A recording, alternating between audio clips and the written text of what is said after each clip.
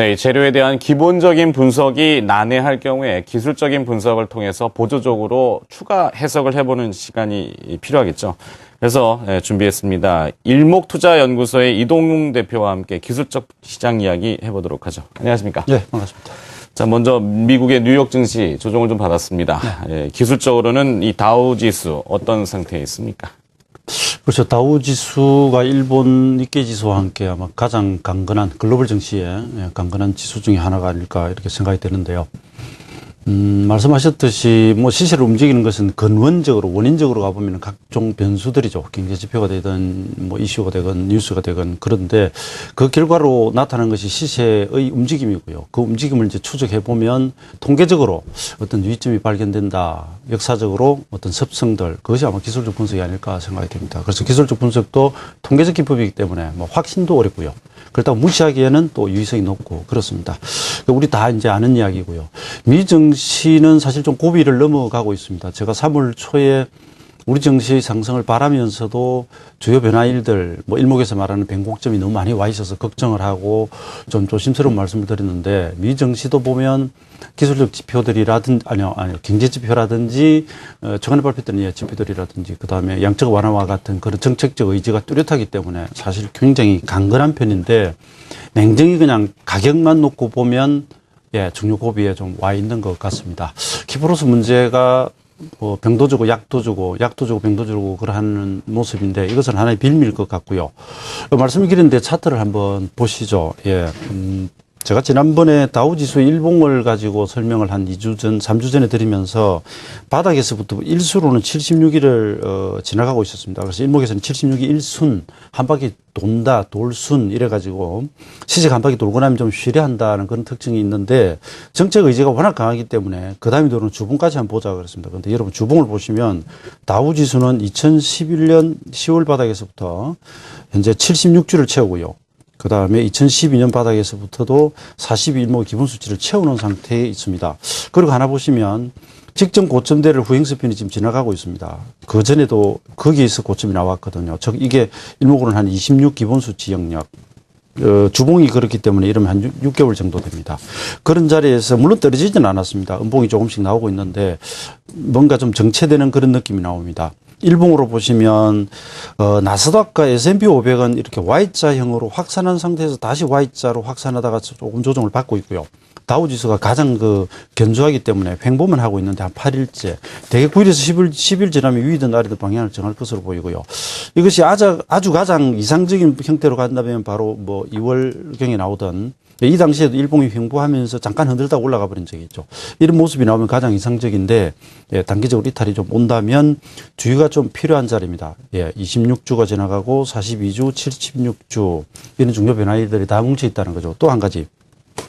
월봉으로 보시면 2009년 3월, 그러니까 2008년 금융위기 폭락 이후 진바닥, 대바닥이 되겠죠. 여기로부터 이건 참 전고점에서 66개월입니다만은, 이건 뭐 자체하고라도 현재 파동이 9파동째 진행이 됩니다. 그래서, 대세 파동이 일목 기본수치 9파동, 9개 정도 진행이 되면 뭔가 좀 목이 찬다고 하는 느낌이랄까.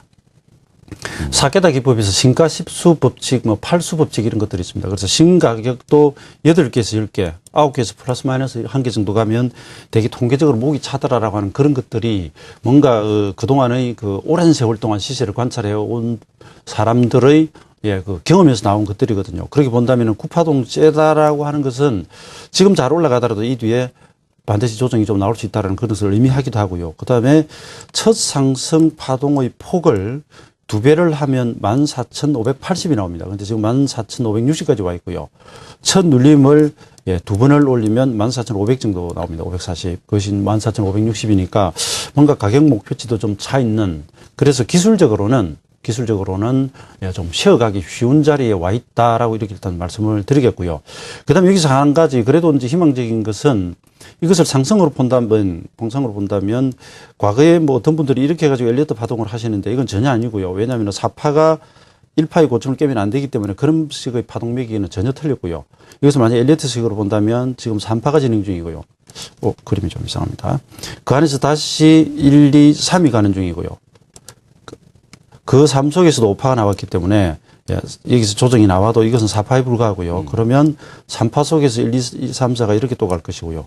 대체적으로 본다면 네. 이 큰 파동이 갈 수도 있죠. 물론 그렇게 되려면 경기가 당연히 좋아져야 됩니다. 좋아져야 되고 이번 조정이 들어올 때 만약에 이 라인을 깨면 이 파동 카운터가 전부 달라져 버리는데 예, 요지는 네, 단기적으로 이 시세의 뭉친 현상 여러 가지를 보자면 뭔가 조정을 좀 받기 쉬운 확률적으로 그런 자리에 와 있다라고 하는 말씀을 드리고요. 그다음에 이것이 이제 우리는 조정을 마치고 올라가려고 하는 거 맞물리기 때문에 사실 굉장히 그 기분이 좀 안 좋은데 냉정하게 예, 주가만 쳐다보면 이런 모습이 있어서 이번 주 다음 주 사이에 미국은 어쨌든 다시 한번 지난번처럼 이걸 플랫폼으로 만들고 튀어 올라가기를 바라는 마음이다. 이렇게 일단 정리를 하겠습니다. 네. 자, 정리하자면은 미국 뉴욕 증시는 기술적으로는 좀 쉬어갈 수 있는 자리, 조금 과하면 넘칠 수 있기 때문에 목에 찼다. 이런 이야기들을 해주셨고, 다시 바닥을 좀 다지는 과정이 좀 필요하겠다라고 해주셨습니다. 자, 미국은 미국이고, 우리는 또 우리입니다.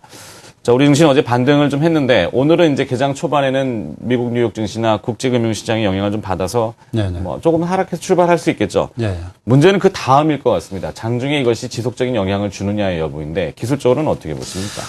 예, 우선 이 시장을 쥐락펴락하는 것이 아시다시피 외국인들 아니겠습니까? 그래서 어제도 외국인들의 선물 매수가 많이 들어오고요. 지난 3월 13일입니까? 그 당시처럼 현물이 한 900억 정도 매도가 좀 줄었다. 이것이 이제 또 하나의 상승 이유가 되겠고, 키프로스 해결에 대한 기대감도 물론 있었을 것입니다.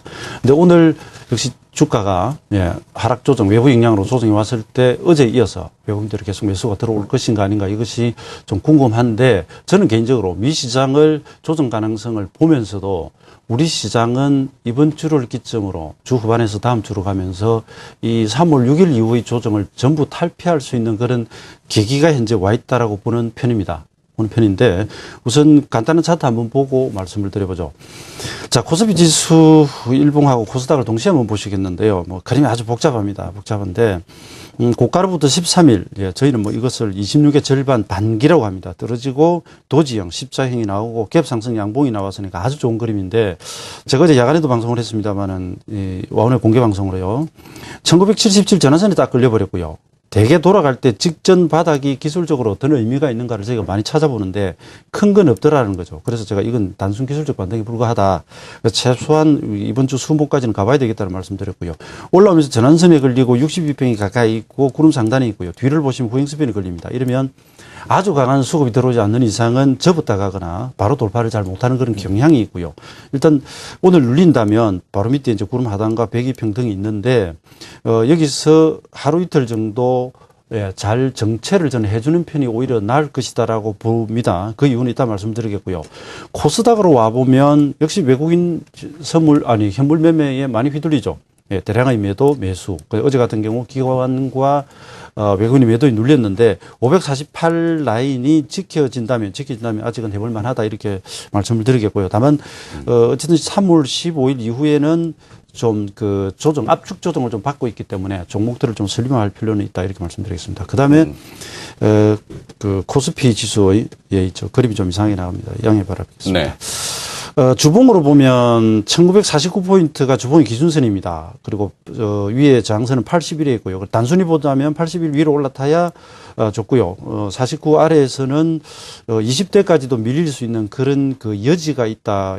이런 정도만 우선 말씀드리고요. 그보다는 이번 주에 들어오는 변화일은 일단 목요일에 잡혀 있습니다. 이 부분은 그냥 넘어가고요. 이 변화일이라고 하는 것이 전에 한번 제가 그런 말씀을 드렸는데 여러분 그 통상 변화일이라고 하면 가격에 있어서의 내려갈 때 지지선과 마찬가지로 끄려고 하는 그런 경향이 있습니다. 그래서 변화일 자리는 최저점으로 오거나 2월 7일 자리입니다. 2월 7일 자리는 최저점으로 왔었고요. 제가 또 와운에서 장중에 공개방송을 하면서 말씀드렸습니다. 주요 변화일이 들어와 있다. 2월 28일 날 공개방송했거든요. 추천주를 거의 안 드렸습니다. 곧 조정 온다. 그러니까 이 당시는 보면 변곡점이 고가로 오고요.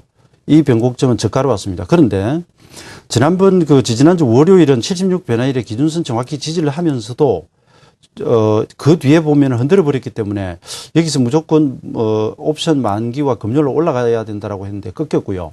지난 화요일도 아마 제가 그 말씀 드렸을 겁니다. 오늘 반등 나오되 오늘은 눌리고 수요일부터 올라가야지 오늘 반등했다가 눌려보면 훅 빠져버린다라고 말씀드렸는데 이렇게 됐거든요. 그래서 이걸 왜 이 말씀 드리냐면 이번 주에도 여기에 변곡점이 온다고 했을 때 미리 튀어 올라 버리면 그다음에 또 꺾여 버립니다. 지금까지 계속 하락 순동형으로 왔습니다. 즉 변곡점이 최저점으로 와서 그다음에 양양으로 붙으면서 수급이 좋아지면서 치고 나가야 되는데 그 앞에 미리 살짝 올리거나 당일날 올랐다가 그다음에 꺾어지기 때문에 계속 하락해 왔다 이거죠. 그래서 이번 주도 목금으로 가면서 그전에는 미리 좀 쉬는 듯 가다가 그 뒤에 붙기 시작하면 저는 개인적으로는 일단 1차 강정 매수 그다음에 다음 주 초에도 시가 위에 놀면 제가 화요일을 뵙겠는데 강정 매수라고 이야기를 하겠고요. 반대로 다시 오늘 눌렸다가 떠버리고 목금에 빠져버리면 또 빠지면서 1920대로 갈 수도 있기 때문에 이 부분을 어디에서 어떻게 위로 꺾어 돌아가는지 아래로 꺾어 돌아가는지를 맥점을 기준으로 판단을 좀 해보시라는 말씀드리겠습니다. 네. 알겠습니다.